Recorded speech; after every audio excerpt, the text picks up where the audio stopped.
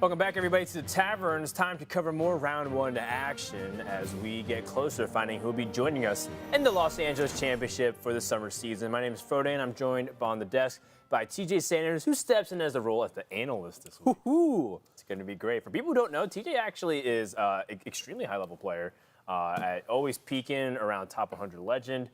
This season, you said that you're going to bring your top 1,000 legend knowledge. I'm like 400 right now. Yeah, TJ's a very good player, and I think a lot of players, even in these playoffs, respect TJ's abilities. So respect his analysis and check your privilege.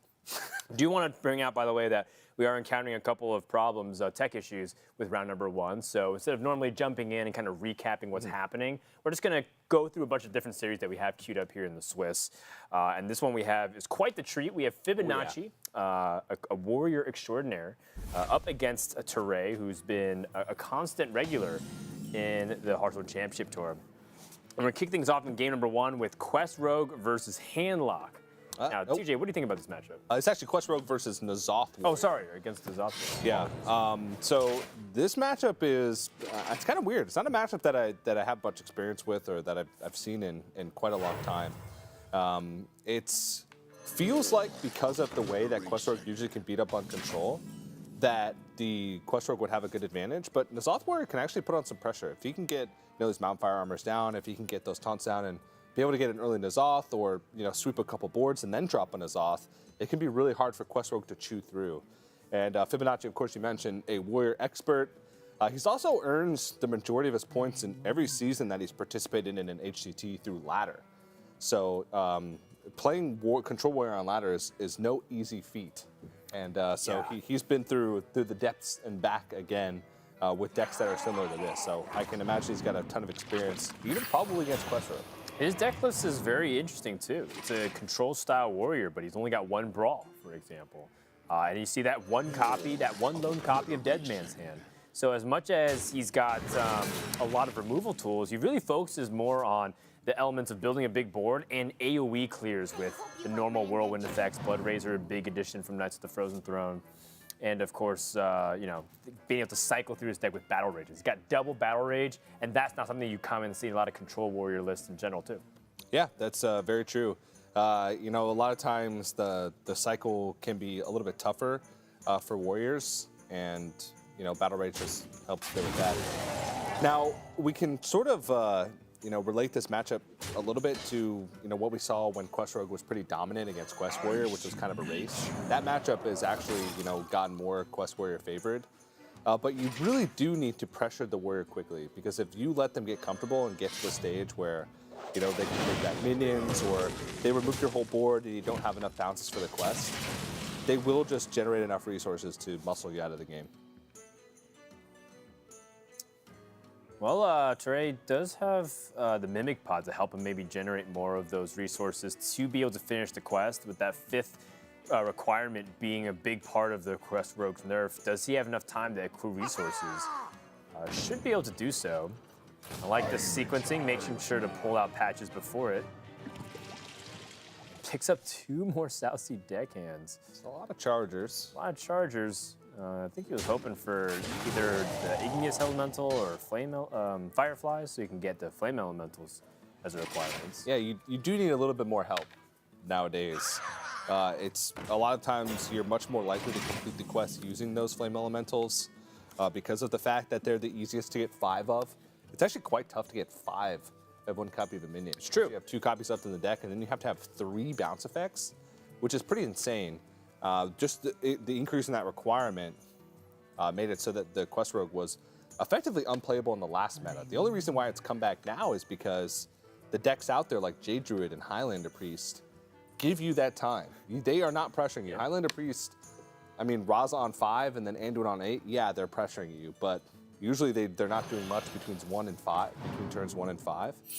And those are the crucial turns for Quest Rogue to be able to accrue those resources that they need to complete the quest. Yeah, what an ironic twist of fate, the fact that Quest Rogue was villainized as the awful deck of Ungoro that ruined everything, that would bring bounds to the meta, right? Everyone was talking about how Ungoro was great, but if Quest Rogue was nerfed, it would allow so much more flexibility. The irony of it was that Quest Rogue was nerfed and actually nothing changed. Literally, every other deck existed and nothing really came to relevance because of it. And now Quest Rogue is resummoned, but this time apparently it's fighting for good. It's to save us this time around. Very weird anime twist, if you will. Yeah. And now Fibonacci, by the way, seeing that Tarei is clearly going on the Flame Elemental plan, does have to start putting on some pressure. He does have important card draw too, which is something to make of note. The Battle Rages are going to be very key for Fibonacci to draw through his deck, because the faster you can get these powerful big swing turns with N'Zoth, or even just putting out any kind of minion pressure, the better it will be for him. Yeah, and the Dead Man's Hand. I mean, basically, as soon as you draw N'Zoth, you shuffle with the Dead Man's Hand, because that's the key card. If you get 2 N'Zoths down, if you get 1 N'Zoth down, a lot of times you win. If you get 2 N'Zoths down, you 100% win. And here's some of the key cards for Tarei's Quest Rogue deck that may be unique or maybe new from the Quest Rogue of old. Yeah. I think Valero the Hollow is a big one. That's huge, because a lot of times late in the game, in a grindy control matchup as Quest Rogue, you run out of resources a little bit. And you're drawing these 1-minute cards every turn that are 5/5s, but you're not drawing very many of them. And Valero just allows you that little bit of extra gas later on in the game, or that one extra turn that you need to buy yourself of immunity, the stealth mechanic, to be able to kill your opponent the following turn. So that's a pretty cool card. Yeah. How many times have the Quest Rogue been off by 1 mana to kill them because they needed to play Chargers, Vanish, more Chargers with the preparation? Valero the Hollow gives them that one extra turn, that one extra draw to potentially be able to squeeze everything in on turn 10, for example. To seize everything they ever wanted. Cold Oracle is also pretty important too. Yeah. To help draw. I think a lot of times, as people argued a lot, Quest Rogue isn't exactly the most interactive of decks. A lot of times it tries to pressure you, and it doesn't matter what you play, you vanish it out. Cold Oracle helps you get more resources. Right on cue. Right on cue, but there's a big problem is that there's no quest completion yet for the Rogue. So, Tarei's still kind of stuck in an awkward spot. He has the Vanish, so the Vanish with the Firefly should be able to get him over that final hump to get the Fireflies and Flame Elementals. So many options. Yeah, it's a little annoying, though. Yeah, he's so inefficient. Yeah, and he's still too short. So he needs 3 more of a minion to be able to play it. So even if he plays Firefly, Flame Elemental, vanishes it back. I think that should be able to give him. It'll give him enough, yeah. But he'll have to play the quest next turn, and then only be able to play 1 minion, because he'll have to replay the Fireflies after that. So, and that's his hope could be that Fibonacci's not able to kill his minions, but that's a rough thing to hope for. But it looks like that is going to be the play. And it's going to reset Fibonacci's board as well. That's sort of the bonus of this. But this is a tough one to call, because if Tarei is able to complete the quest, 5/5s, you mentioned 1 brawl from Fibonacci. That's not really enough to deal with waves of 5/5s. Right, and even if you do get Save with the Fishes, Fibonacci has a lot of single damage whirlwinds. So he's got Whirlwind itself, the Blood Razor. Things like that won't fully clear those 5/5 minions. In the past, you could rely on Primordial Drake Sleep with the Fishes as a way to clear it late game. Not the case with this deck.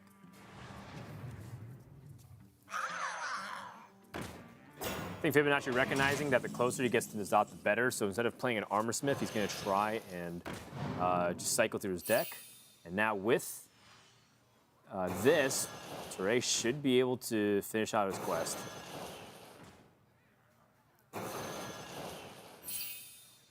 There it is. Pretty intimidating board at this point. Yeah, Fibonacci needs a little bit of extra removal. Something besides just the brawl. He needs that Sleep with the Fishes. Something I didn't consider. The Scourge Lord Garish actually clears off most of the board too. Oh, that's true, because it damages the minion next to it. That is a form of removal, because this will clear off 3 of the 5/4 minions that remain. That's pretty cool, actually. And he's got a lot of life to play with. He's at 52. And while you lose the armor up, that's a really big margin to play with at this point. But Tarei's got so much gas. He's got ways to draw. He's got ways to bounce. He's even got some burst with the Chargers.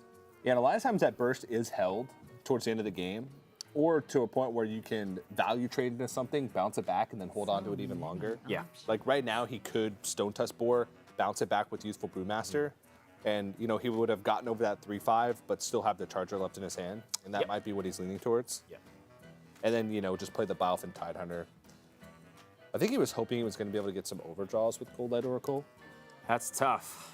Cold Light Oracle is pretty much not going to be able to overdraw Fibonacci for most of the game at this point. It will be able to now if he bounces it back. Yeah. But I don't know if that's a smart play, because even though you're overdrawing him, unless you overdraw him one specific card, which is Mizoth effectively, you're not really gaining much ground because you're just giving him more resources to be able to deal with your board. So against decks that rely on like a single card win condition against you, it's usually good to overdraw, say Quest Mage, Highlander Priest, which if you discard Razo or Shadow Reaper Anduin, or for Quest Mage, Antonidas, or Sorcerer's Apprentice, then you're golden. I like this from Tarei, setting up the biggest amount of burst damage possible. Also position the Biofin Tidehunter to annoy the adjacent damage from the Death Knight from the Warrior. And make a 6/9. That takes 2 minions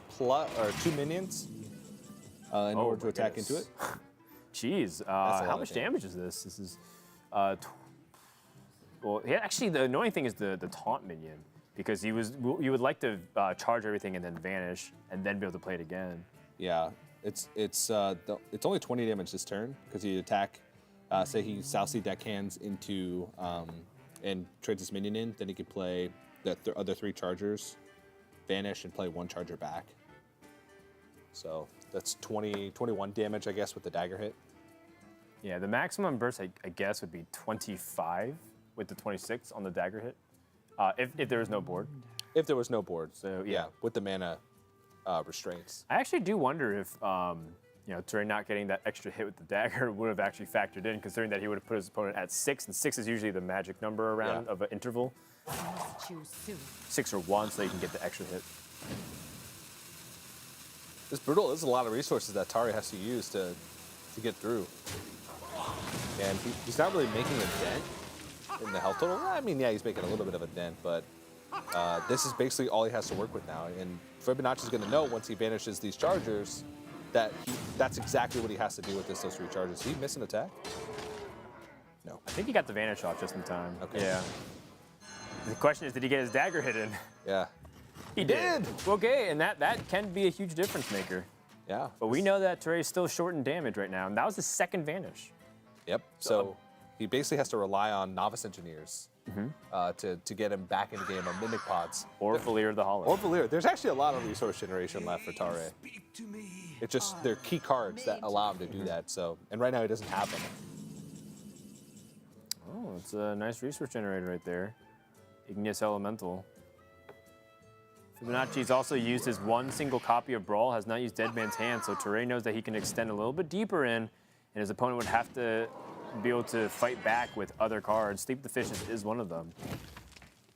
For now, though, it doesn't look like Tarei can win just off of charge damage alone.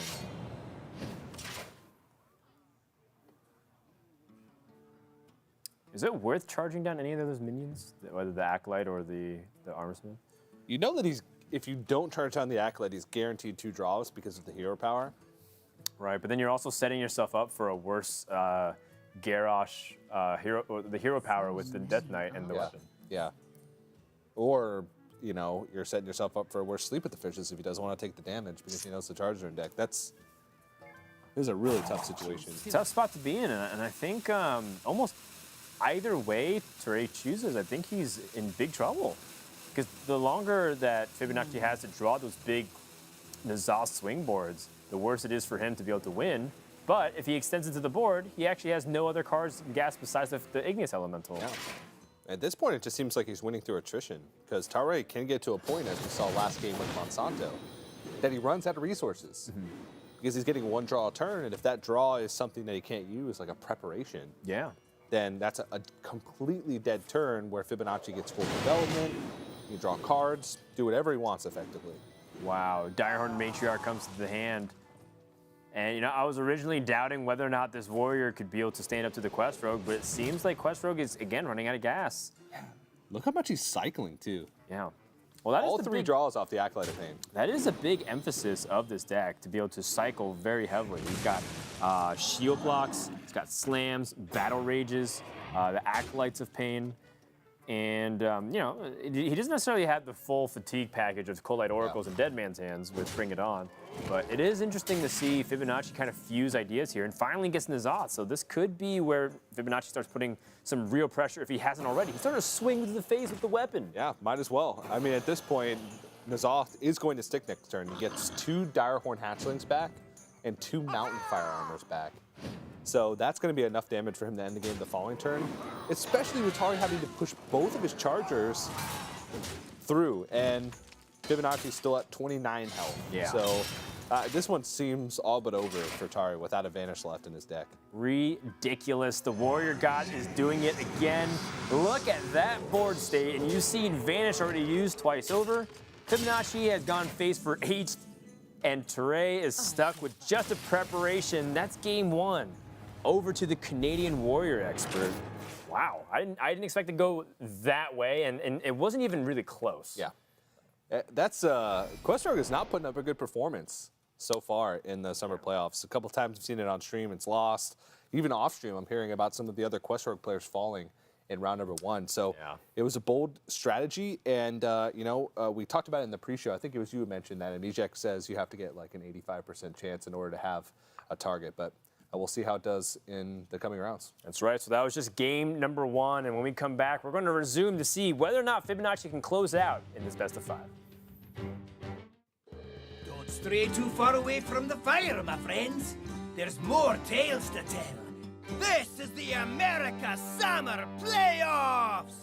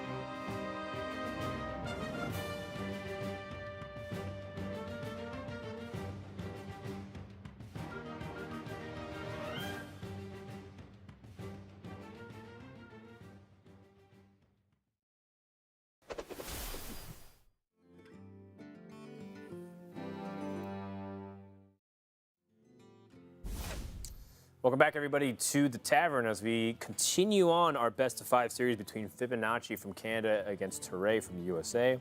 If you guys are just tuning in, the first round is still underway, and we're going to go into game 2 between Tarei and Fibonacci.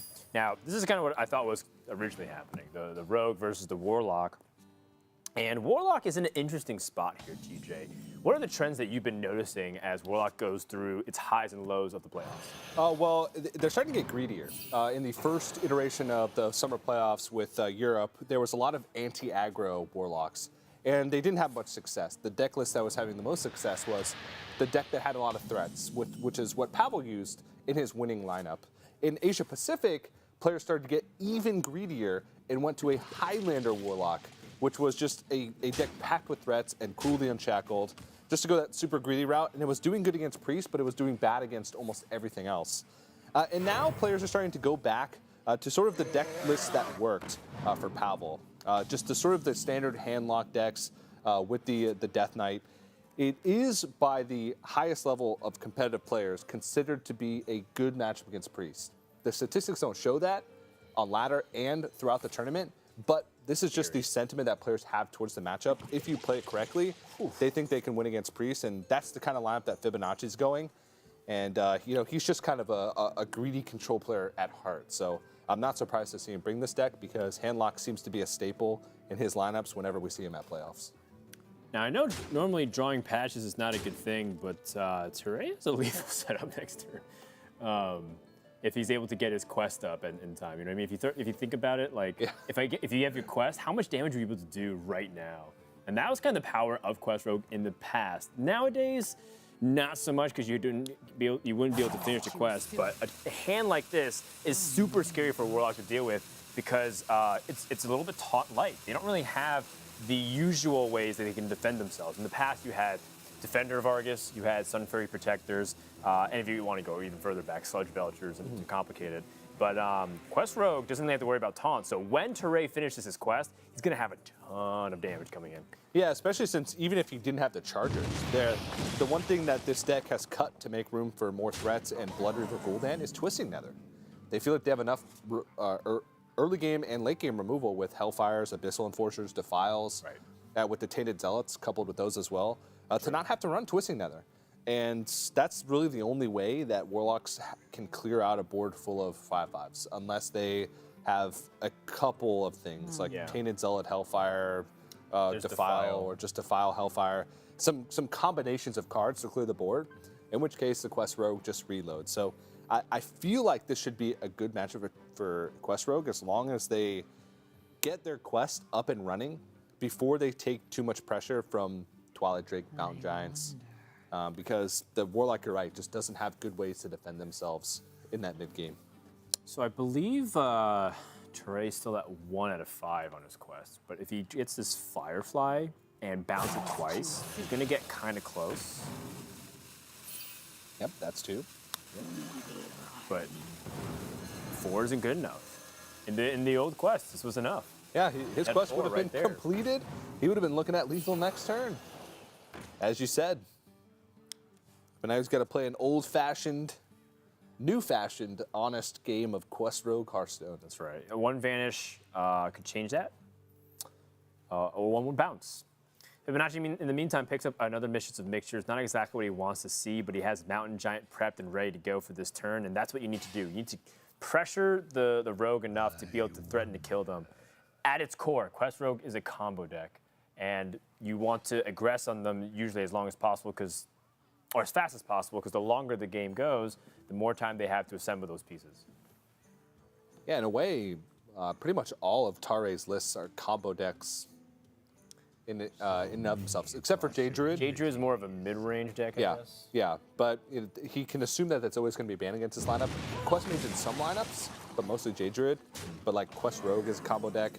I guess you can call Highlander Priest a combo deck at times, and then Quest Mage, of course. Fibonacci doesn't trust the Quest Rogue whatsoever. Doesn't want to leave any single minion to be able to be bounced, considering that he knows that a Flame Elemental exists. So in case Tarei was setting up for a turn 6 Vanish of some kind, he kills it off with the Hellfire. But this is giving Tarei a little bit of breathing room. Tarei was actually getting close to lethal without the quest. Oh, you're right. How much damage would that be? It's 2, 4, 5, 6, 10 7, 8. from hand. Yeah, 10. And Fibonacci, I mean, when you life tap a lot, you start putting yourself within that range of dying. Yeah. 10 from hand with the weapon hit, so 11. It's pretty funny. With a Cold Orc on board. That could have been 13 damage with no quest. That's pretty funny. But Cold Orc will get removed again. Fibonacci just cycling and removing things from the board. And oh, here we go. Elemental. With the Igneous Elemental, if it can get you those Flame Elementals, That should be the rest of the quest. And he has preparation. So prep quest would be only 2 mana with, well, actually has to play those elementals as well. So he has to commit 2 more mana. So 2, 4, he can do 15 damage, 20 with the Shadow Step. That is a soft lethal setup here. It is. With Tarei. It is, yeah. He isn't under a threat of lethal damage because there's 9 on board, and I think the maximum that can be done from hand would be just 3. There's not much actual face damage that Warlock can do. They have Drain Soul, but that targets minions. Hellfire wouldn't be able to fit in Hellfire plus something else. So True. there's not much direct damage. They rely on their minions early, and then Bloodroot will go in late to deal the damage that they need to close out games. So while they pressure, it's not a burst pressure. It's a pressure that builds over time because of the minions that they're ramping up to with their cards. Interesting. So he's going to use Shadow Step here so that he can conserve his Flame Elemental in case something goes disastrously wrong. And because he invests a little bit into that mana because he knows that he doesn't need that charge. He doesn't need that Shadow Step for the charge damage. He needs it for the quest completion. I like that. It's really heads up. A lot of people get very greedy. They think, oh man, I can keep bouncing my chargers. But Tarei recognizes that Warlock's not going to gain that much life, and he has enough chargers to account for that. And let's say he doesn't want to go for a lethal setup. He takes that mana away this turn in order to be able to have more options with his mana for next turn. So yeah, if he doesn't have the mana to kill him. Ooh. And this is going to be quite the problem because Ignis Elemental can't actually die right now. Vanish. Wow. Timely draw for Tarei. This game was closed out if he did not find a way to survive this turn. And I believe since he played the Mistress of Mixtures last, those are going to get burned since only 4 cards can go back in the hand, and the Death Rattle actually triggers. Yeah. So he's actually going to gain health from this as well. Both players will. But that helps the Rogue a lot more than the Warlock. Yeah, at this point. Because Tarei's looking at, being able to do that 25 damage, 26 damage from hand. Well, only one will activate, I guess, at this point, because he is going to use it. I think the Mistress of Mixture was played last night. Yes, I think you're right. So 1 dies, 4 health gets restored on both sides. Yeah. And that is the quest. Tarei can set up the lethal here, and now that Fibonacci knows, it's going to be very scary to deal with here. Abyssal Enforcer will clear off most of the threat immediately. Oh no! Gul'dan was just burned as well. Oh, I mean, it probably wouldn't have mattered because of the hand. But for Fibonacci, in his mind, that was a key card in the matchup. Because not only does that gain him health, it puts a clock on Tarei as well. And it can give back Woodwalkers, which can block 5 damage apiece. No, it's massive. The Voidwalkers, the health, the damage, the pressure, everything. Fibonacci's contemplating not even playing Mistress of Mixtures because he needs the threat of it against his opponent. Yeah. And I think that's just, is that it? That is straight up it. 20 damage can attack over the Voidwalker with the 5/5 currently on board. So the first Quest Rogue win we've seen on stream thus far. Just able to get over the hump. It's actually got kind of scary. Rogue was at a little bit of life. Yeah. And once again, just as it was familiar from the Ungoro meta, Rogue barely able to squeeze a win with that lethal that snuck in there against Fibonacci. What a cool new deck. You can play 4 5/5 chargers on a single turn. Yeah. And, what an innovative strategy to counter these greedy control decks that have been terrorizing us on ladder. Well, once again, what's really funny about this entire situation that I feel like I've been seeing over and over is that people are trying to counter priests or they're trying to counter druid, and they're not winning against those decks. They're beating other decks that happen to get caught up in the entire collateral damage. Like Warlock, for example, happened to get beat by some of those Silence Priests and Quest Mages from Asia Pacific, even though players like Yahoo weren't targeting it. Yeah, and Tarei actually banned Druid from Fibonacci, as you can see on your screen. Yeah. So he felt more comfortable with the other decks. His lineup, soft counters Druid and hard counters Highlander Priest. I think that's what they say. So time will tell how good this lineup actually is. All right, well, we are going to resume this series in just a bit and find out what's going to happen. The best of 5 has reset to a best of 3. We'll be right back.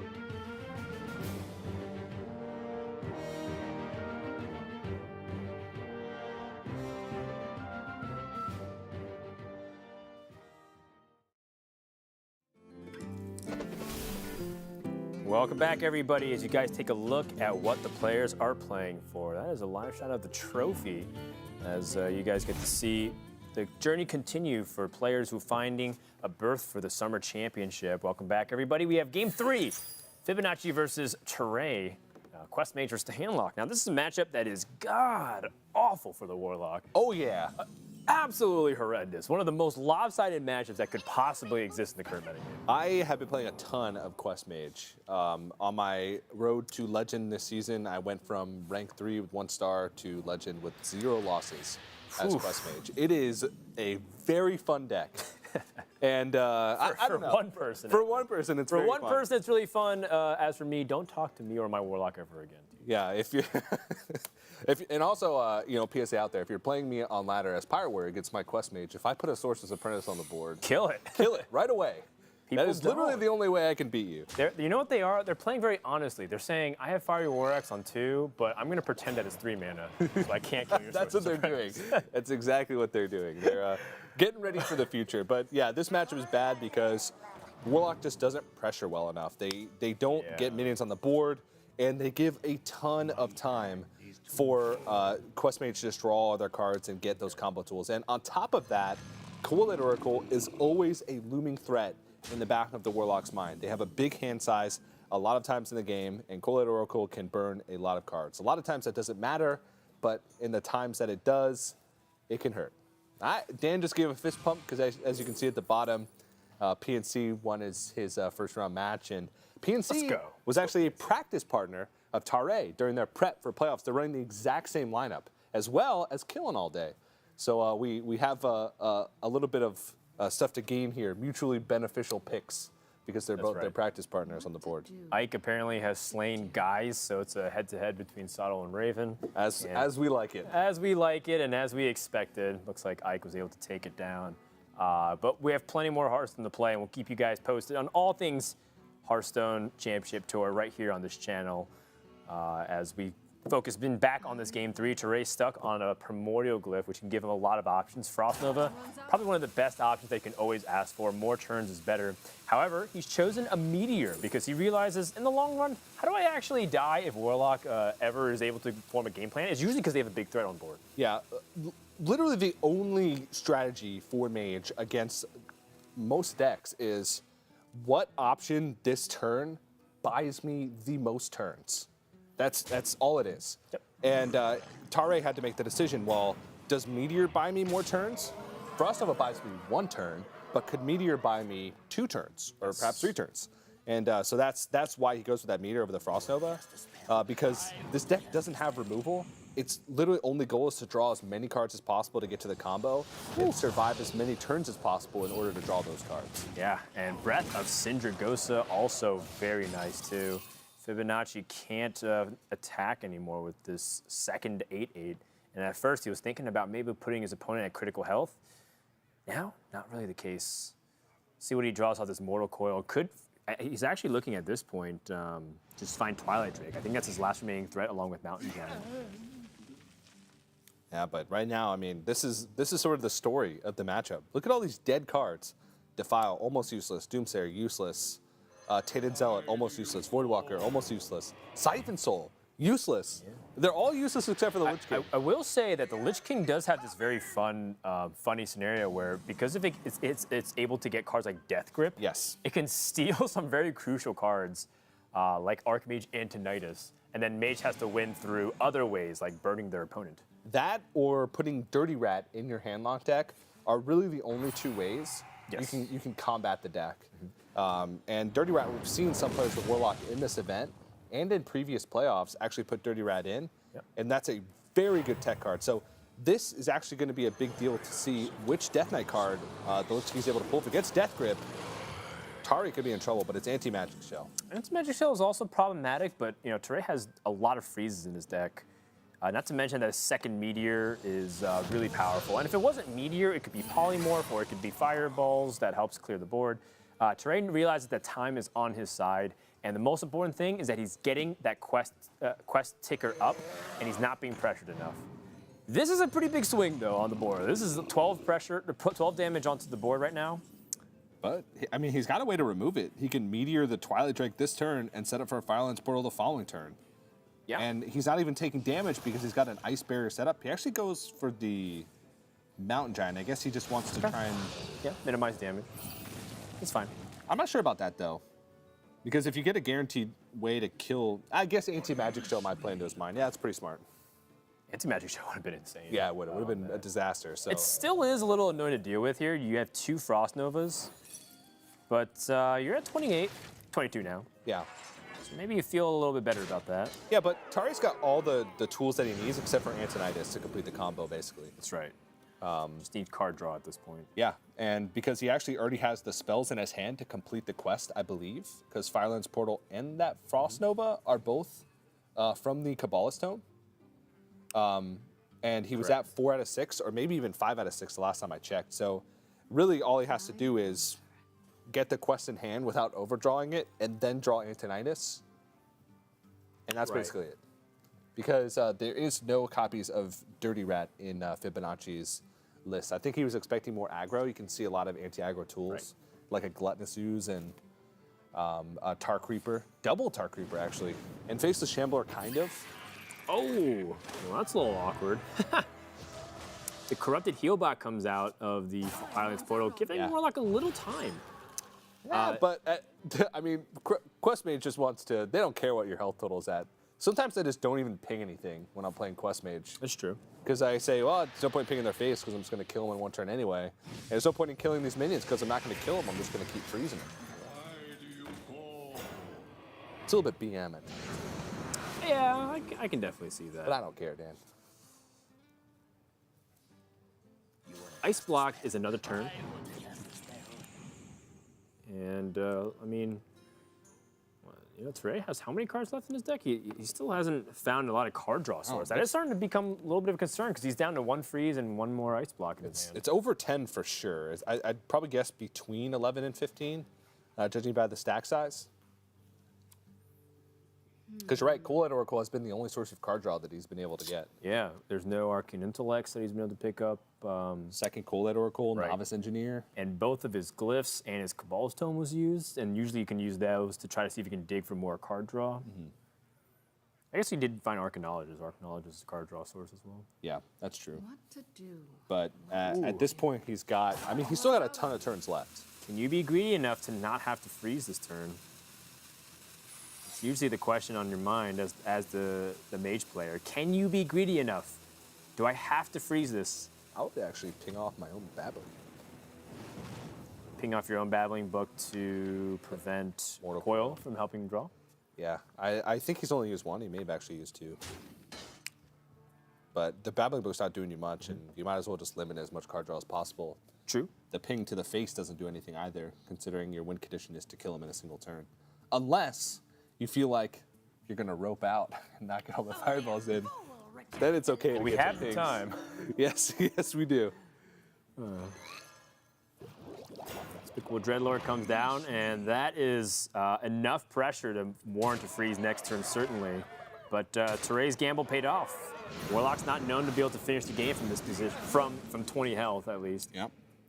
Novice Engineer. Now, if Tarei uses the Frost Nova here, he actually has to be careful because he needs to make sure that if Antonidas is his next draw, he saves a spell to actually get the initial fireball. Right. I think when Questmage first came out, that was or first started to be a popular deck, that was the mistake people made the most was they'd say, I got all my combo pieces, let's go. And then not have a playable spell. not have a playable spell with Antonidas the following turn. So like at this point, he's got everything. He could go for 3 Sources Apprentice, 1 Molten Reflection, and then play the quest next turn, Antonidas, and then Molten Reflection again on a Sorcerer's Apprentice to proc it. So, Blood for Gul'dan is definitely a way you can get damage out. You can start hero powering for 3 every turn. Doesn't matter if you freeze.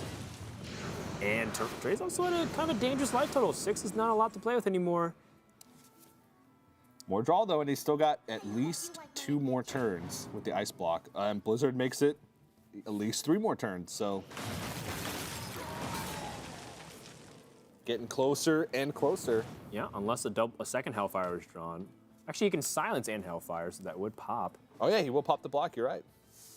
Your magic shall not save And this is actually pretty clever by Fibonacci as well. Usually people think, oh, why didn't he pop him at a lower health total? But Fibonacci wants to save the Hellfire and also not damage himself too, and kill his own board simultaneously. Well, geez, there's still no Antonidas, and Tarei's coming down to his last few cards in his deck, but still no sign of his win condition. He has very little cards left, and I believe he still has a natural ice block. No, that ice block. No, that's a counter spell. That is a counter spell. Yeah. Up. Yeah, oh, that counter that's spell. also something too to consider. Fibonacci has tested for a lot of things, and if it was counter spell, the Hellfire would not activate. Yeah, I think that's only like, what, 3 cards left? It's 5 or less, that's for sure. So ice block, and then basically he's got effectively 2 turns, because if you're in a desperate situation, have no way out, you can actually go for your Sorcerer's Apprentice combo, get your extra turn, and then hope that Antonidas is your following draw. So he's actually very likely to draw it. If he has 5 cards left, he's still only got a 40% chance. 4 cards, 60% chance. And where's that Eater of Secrets when you need it? Not really a viable choice in the general field, but in this scenario, you wish you had some way to answer the ice block. Tarei has 1 more draw left. Cold Oracle. So if he has 3 or less cards, he should be able to guarantee it by being able to draw Cold Oracle, or play the Sorcerer's Apprentice, finish the Time War, play Cold Oracle, and draw into his Antonidas.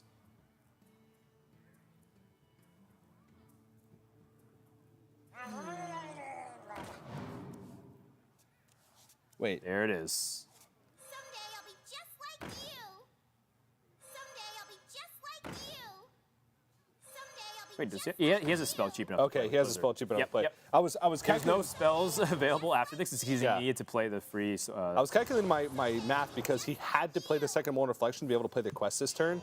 And then he needed to play, and I was worried that Blizzard wasn't going to get reduced enough, but it gets reduced fine if you have 5 Sorcerer's Apprentice. Right. He definitely is aware of that and goes right for it, and yeah, Ray's going to take the game. As you can see, he got all the way down to almost the last card in his deck and still had that little bit of extra time. Yeah, and even if it was the last card in his deck, he had Arcane Intellect. So there wasn't many cards left for Tarei to strike out with. Yeah. But even if he did miss and whiff on that turn, he would have had the ability to draw. And that's what makes Quest Mage so scary. Because it has so much draw, it's got so much stall, and ways to shut you out. And if it hits that Antonidas, you're done for. Yeah, I mean, sometimes you can hit the quest when you have 15 cards left in your deck.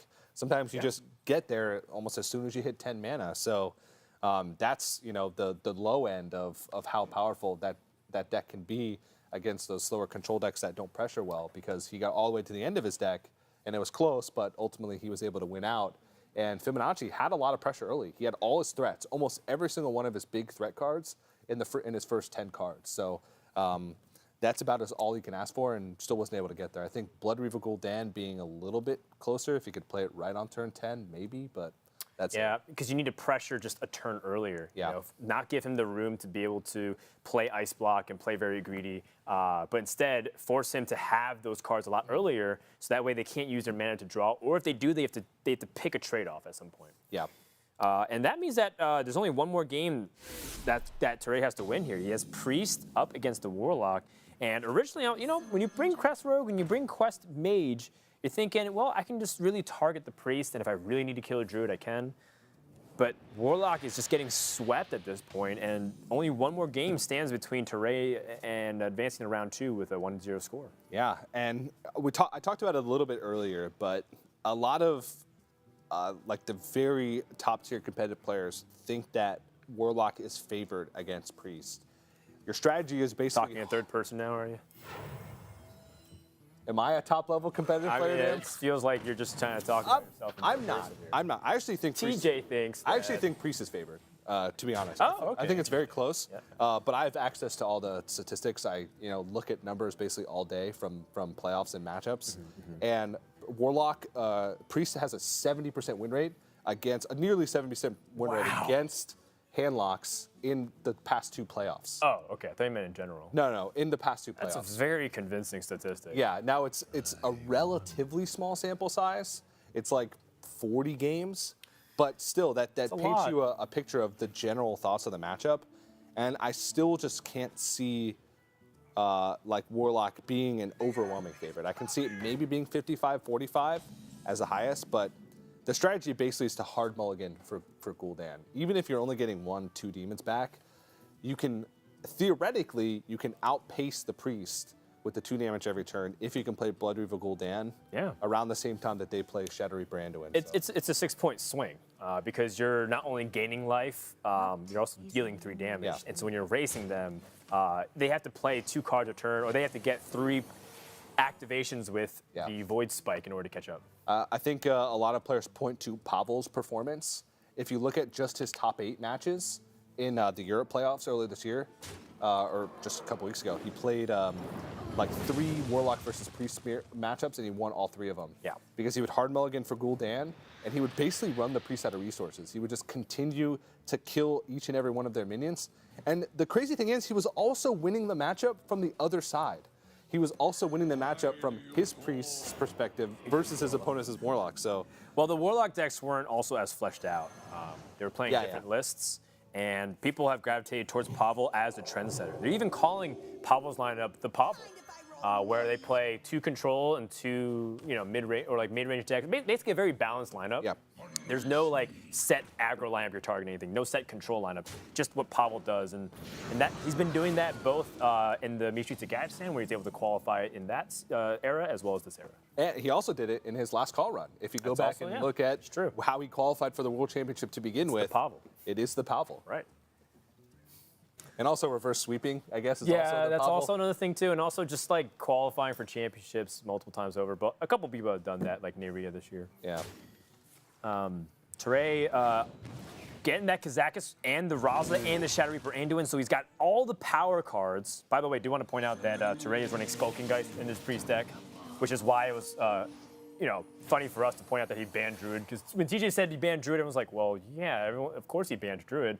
But Tarei specifically accounted for Druid matchups. Yeah, his lineup is to counter Druid and Priest, both in tandem. That's why he has the Skulking Geist. Yeah, that's why he has the Skulking Geist. And he just, I don't know if it was just Fibonacci's lineup in general, if he just felt super confident against all the other decks. Because he is favored against most of Fibonacci's decks. Yeah. When Very favored. Yeah. I did some of the math, and Tarei is like 85-15 favorite, at least according to the matchups on paper. Yeah. So, I mean, this is basically the dream for Tarei. He's got every single of his key cards in the matchup, including Kazakus, which is kind of a secondary key card. Yes. Raza and Shadow Reaper Anduin are the 2 big boys that you just want all the time against most matchups. I mean, you even keep Anduin against like Murloc Paladin, which is, kind of crazy to hear, but it is almost a hard mulligan in a lot of cases. And Yeah. Kazakus just gives you that little bit of extra bonus. It's just what your deck is oriented around. It's really powerful win condition. It's very flexible. Gives you both aggressive and defensive options. I think Tarei is kind of weighing, what's the best way to set up for this Anduin? What am I really afraid of on turn 7? Turn 7 is usually the Abyssal Enforcer. My opponent's going to rush out demons. How do I best counter that? Burgundy Bully is just his play on curve. I think he's trying to figure out a way he gets punished by playing Burgundy Bully, but he's having trouble finding one, and I'm also having trouble finding one. I don't see a way that this becomes an issue. Yeah, should be fine. Even if Abyssal Enforcer were to come out, he would have to trade off his whole board to get through it, because he wouldn't have any extra mana to Mortal Coil, and he could go face with the second Despicable Dreadlord, Right. but then he'd leave the other minions up, which could trade in. So I think Tarei's play there is fine over, say, Kazakus, which would have been punished by the Abyssal Enforcer. There is a cute board clear available for Fibonacci if he chose to use like Tainted Zealot with Mortal Coil. Wouldn't draw a card, but he also give a coin to his opponent. Yeah. So it's like, one of those things where I think maybe he was weighing the value of it. He's not even life tapping at this point. He could have life tapped to get an extra card, buff up the Twidrake a little bit, but he's choosing to stay conservative with his life total. But this is starting to look very much in Priest's favor here. Oh, yeah. I mean, he's got Velen Mind Blast already. Oh, So yeah. on turn 9, he's got Hero Power Velen, that's 6. Mind Blast is 10 plus 4. Yeah. That's 20. And the spell damage from the Blood Mage Thanos. Yeah, So but it would have done 12 damage that turn yeah. if he's able to get it out. So I believe that's just 20 damage burst next turn. Whew. So that looks like it's just game over that quickly. On turn 9, unless Fibonacci picks up some way to heal. Yeah. I mean, when we look at Fibonacci's lineup, I see this as decks he likes to play. Yeah. I don't feel like there's a lot of cohesion with his ability to corner certain decks in the meta. And, very candidly, I feel like Fibonacci's going to struggle in the future rounds. This is going to be game over. Tarei is going to convincingly take this game and end the series 3-1. And Fibonacci's got a lot of room to make up here. Yeah, and Fibonacci, I think you said it correctly, is he always brings decks that he's comfortable with and that he likes. And his success is entirely predicated upon whether or not the decks he likes are good in the meta. Now, he does tailor his decks to the meta a little bit, but he doesn't tailor his lineups and the actual archetypes that he chooses to it. He qualified for a championship in winter of last year, wasn't able to make it at the end of the day, but that's because Control Warrior, Malagos Warlock, it was right up his alley. It turned out that Warrior was insane in Whispers of the Old Gods meta, if you can remember from back in the day. So it's really fun to see Fibonacci always play Warrior. I want to say 2 things. I say, one, Tarei played very well, I think. He did. Despite the fact that he got some awkward draws, I think it's just coolish to see that lineup actually work. And it's kind of scary for Warlock fans, who people have been watching alongside. So if your favorite player is playing Warlock, you better watch out for some of these lineups.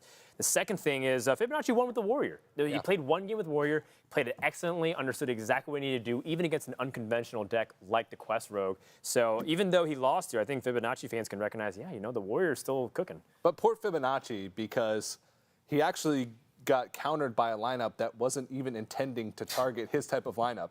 He got countered by a lineup that's made to be Druid, and he just banned his Druid anyway because Tarei realized that his other matchups incidentally were better. So that's just really funny.